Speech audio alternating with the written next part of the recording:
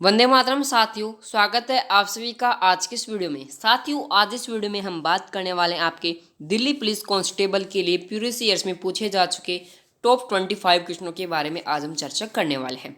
देखो साथियों, ये आपको जो मैं क्वेश्चन कराने वाला हूँ ये आपके एग्जाम में जरूर से जरूर पूछे जाते हैं। साथ ही दोस्तों, ये क्वेश्चन आपके एसएससी जीडी के लिए भी बहुत ही महत्वपूर्ण जो क्वेश्चन होने वाले हैं। इसलिए दोस्तों, अगर आप दोनों एग्जाम की तैयारी कर रहे हो तो आपके लिए बहुत ही ज़्यादा फायदा होने वाला है। आपके लिए जो ये क्लास है ब्रह्मास्त्र का क्लास करने वाली है, क्योंकि दोस्तों हर एक क्वेश्चन के बारे में आपको मैं खोलकर डिटेल देने वाला हूँ। तो दोस्तों, वीडियो शुरू करने से पहले जितने भी बंदे दोस्तों इस वीडियो को देखो जरूर से चैनल को सब्सक्राइब कर देना, साथ ही दोस्तों वीडियो को लाइक कर देना। और दोस्तों, आप इसकी जो पीडीएफ पाना चाहते हो तो हमारे टेलीग्राम चैनल यस स्टडी पर डिस्क्रिप्शन बॉक्स में हमने लिंक दे रखी है। यहाँ पर आपको डेली एक पीडीएफ दी जाती है और आप ब्रह्मास्त्र की आपको पीडीएफ मिल जाती है साथियों, और वो आपके लिए बहुत ही ज़्यादा इंपॉर्टेंट पीडीएफ मान जाती है अगर आप किसी भी एग्जाम का दे रहे हो तो चलो शुरू करते हैं आज के इस वीडियो को। दोस्तों, आज आपका फर्स्ट क्वेश्चन होने वाला है, वेदों में वनस्पति का देवता किसे कहा गया है। देखो साथियों, आपके जो वेद होते हैं उसमें दोस्तों आपका जो वनस्पति होता है उसमें आपका जो सोम होता है उसको कहा गया है दोस्तों देवता। ठीक है, अब मैं बात करूँ दोस्तों, पुष्प आपका जो पुष्पन है उसको क्या कहा है। देखो, पशुओं का देवता कहा गया है पुष्पन को। ठीक है, उषा को कहा गया है दोस्तों प्रकृति का। जो आपकी जो प्रकृति है उसका देवता किसे कहा गया है दोस्तों, उषा को। और दोस्तों आपको सभी को होता है। अब वरुण वेदों में किसको कहा गया है दोस्तों देवता, वेदों का देवता कहा गया है आपके वरुण को। ठीक है दोस्तों, पृथ्वी का। अब आपसे एक क्वेश्चन ऐसे भी पूछ सकता है, जो पृथ्वी का निर्माता कौन है, तो आपको बताने की वरुण है। पृथ्वी का जो निर्माता है ये आपका वरुण है। ठीक है, देखो साथियों, हर एक क्वेश्चन को आपको डिटेल से समझाया जाएगा। फिर भी देखो, किसी भी क्वेश्चन को लेकर अगर आपको डाउट होता है तो हम आज जो हमारी कमेंट में आप लिख सकते हो साथियों। ठीक है, क्योंकि देखो जो दिल्ली पुलिस की क्लासेज है बहुत ही टफ एग्जाम आने वाला है। इसलिए दोस्तों आप अभी से ही शुरू कर दीजिए। आपकी जो तैयारी है रेगुलर रखोगे तो ही आपका सिलेक्शन हो पाएगा। ये आपकी सिलेक्शन वाली क्लास ही होने वाली है। मैं पक्का यकीन दिला के कहता हूँ दोस्तों, इस वीडियो में से आपको 2 से 3 क्वेश्चन अवश्य ही पूछे जाएंगे साथियों। ठीक है, अगर आप इनको ढंग से पढ़ लेते हो और अगर आप इसकी पीडीएफ फिल लेते हो। सेकंड आपका दोस्तों, निम्न में से कौन सा वेद आपका जो संलोकों से संबंधित है। देखो साथ ही ये वेद है आपका जो ऋग्वेद है ये आपका संबंधित है। अब 2 तरह से प्रश्न बचता है। अब कौन कौन से तरह से प्रश्न आपका बनता है। सबसे पहले वेद कौन सा आपको बताना है, ऋग्वेद। ठीक है, अब मैं बात करूँ आपका जो यजुर्वेद होता है इससे क्या संबंधित है। देखो साथियों, जो आपकी जो कविता होती है ये आपकी यजुर्वेद से संबंधित होती है। क्या होती है दोस्तों, कविता। किससे, यजुर्वेद से संबंधित कविता। ठीक है, अब मैं बात करूँ दोस्तों आपको जो आपके जो दोस्तों आयुर्वेद से संबंधित कौन सा वेद शास्त्र, अर्थवेद। आपका जो दोस्तों आयुर्वेद है, जो आयुर्वेद है दोस्तों उनसे संबंधित आपका वेद है दोस्तों अर्थवेद। ठीक है, आपको समझ को बाद आ गया होगा समझ में।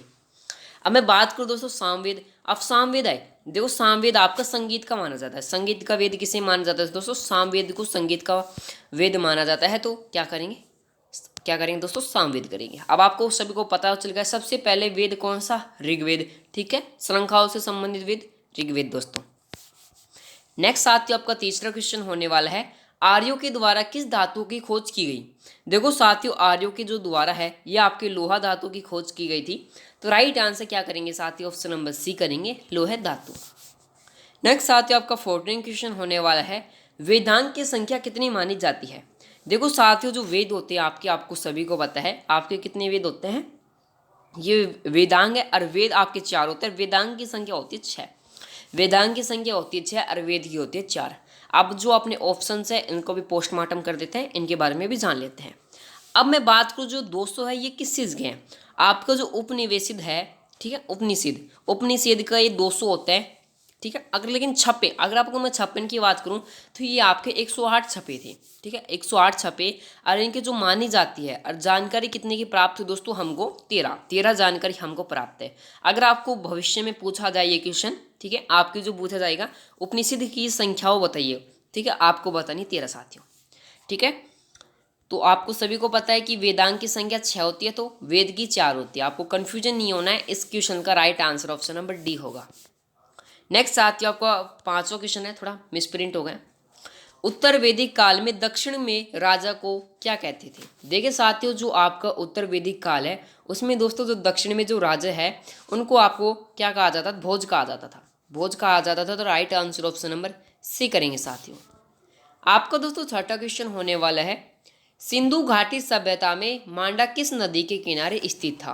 साथियों, सिंधु घाटी आपकी जो सभ्यता है उसमें दोस्तों जो मांडा है ये आपके जो चेनाब नदी है उनके किनारे स्थित है। दोस्तों चेनाब नदी आपको याद रखना पड़ेगा, इंपॉर्टेंट क्लास होने वाली है। ठीक है, ऑप्शन नंबर 20 में करेक्ट आंसर करेंगे साथियों।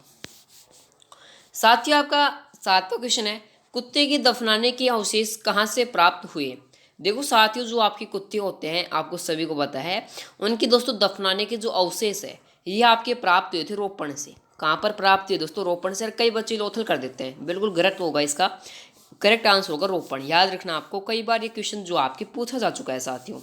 देखो साथियों, हम वो क्वेश्चन लेके आते हैं जो आपके एग्जाम में हर बार पूछे जा चुके हैं, और इन बार दोस्तों इन क्वेश्चनों के आने की 100% संभावना रहती है। वही क्वेश्चन हम आपके लेकर आते हैं। इसलिए दोस्तों देखो, चैनल पर पहली बार विजिट किए हो तो जरूर से चैनल को सब्सक्राइब करना। आपको सभी को पता होगा यस स्टडी यूट्यूब चैनल आपके लिए हर एक प्रोवाइड जानकारी देते रहते हैं। अगर आपको इसकी पीडीएफ पाना चाहते हो तो डिस्क्रिप्शन बॉक्स में हमारे टेलीग्राम चैनल यस स्टडी की लिंक हमने दे रखी है, वहाँ पर आपको इसकी पीडीएफ अवेलेबल कराई जाएगी। साथियों आपका 8वां क्वेश्चन है, सिंधु घाटी सभ्यता में सबसे बड़ा भवन क्या कहलाता था? देखो साथियों, जो सिंधु घाटी जो सभ्यता होती थी उस समय, उसमें दोस्तों किसी का जो बड़ा भवन होता था, ठीक है, वो कहलाता था दोस्तों ध्यान नाग। ध्यान नाग कहलाता दोस्तों, ध्यान नाग कहलाता। तो right answer option number D करेंगे साथियों। नेक्स्ट साथियों आपका 9वां क्वेश्चन होने वाला है, सिंधु घाटी सभ्यता की मुख्य फसल कौन सी है? ये क्वेश्चन मैंने आपको कई बार कराया भी है, आपको पता भी होगा। जो सिंधु घाटी जो सभ्यता होती है उनकी जो मुख्य फसल होती है ये आपकी कपास होती है साथियों। क्या होती है? कपास। ऑप्शन नंबर सी में राइट आंसर करेंगे। नेक्स्ट साथियों आपका 10वां क्वेश्चन होने वाला है, वेदों में किस आपके जो जानवर है उसकी बलि पर मृत्युदंड का था? अब देखो, वेदों में आपके जो कौन से जानवर है अगर अपन उसकी बलि देते हैं तो आपको मृत्युदंड दे दिया जाएगा। ठीक है, ये दोस्तों जो गाय होती है उसका दोस्तों अगर आप उनकी जो बलि देते हो तो आपको मृत्युदंड दे दिया जाएगा। लेकिन अभी भी फिलहाल जो बेचारी गौ माता है उनकी बलि दे दी जाती है। आपका दोस्तों 11वां क्वेश्चन है, आईवीसी के लोग की शास्त्रीय नृत्य के बारे में नहीं जानते थे। दोस्तों आईवीसी के लोग जो है आपके किस शास्त्रीय नृत्य के बारे में नहीं जानते साथियों?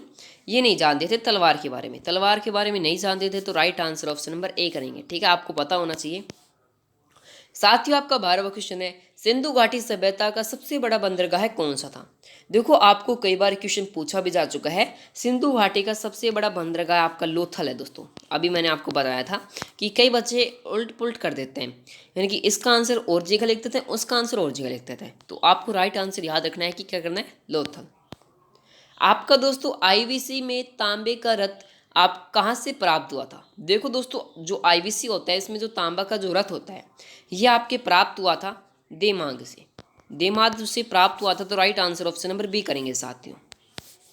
नेक्स्ट साथियों आपका 14 क्वेश्चन होने वाला है, कविता का उल्लेख किस वेद से प्राप्त होता है? दोस्तों जो कविता होती है उनका जो उल्लेख होता है यह आपका जो यजुर्वेद होता है, मैंने आपको भी बताया भी था। देखो आपको फिर से बता देता हूँ, कविता का जो उल्लेख है यह आपके यजुर्वेद से होता है।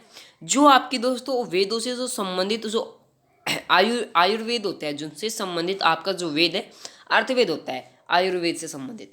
सामवेद का संबंधित दोस्तों आपका संगीत होता है।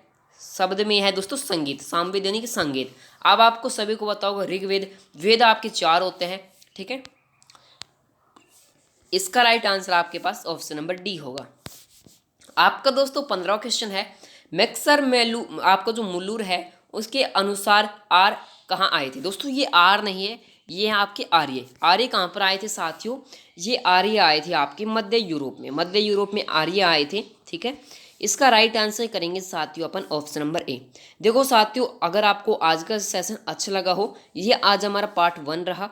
देखो नेक्स्ट पार्ट के लिए तैयार रहना। आपको जो दिल्ली पुलिस की जो क्लासेज आपको रेगुलर दी जाएगी, देखो आपको जो किसी प्रकार की पीडीएफ चाहिए तो आपको जो हमने डिस्क्रिप्शन बॉक्स में टेलीग्राम चैनल की लिंक रखे हैं वहाँ पर आपको इसकी पीडीएफ मिल जाएगी। देखो साथ ही देखो चैनल को सब्सक्राइब करके मत जाना। देखो चैनल को सब्सक्राइब जरूर से करना, क्योंकि आपके लिए हम लगातार मेहनत करते रहते हैं, क्योंकि आपका जो सिलेक्शन है वो हो सके। तो इसी के साथ में जय हिंद, जय भारत।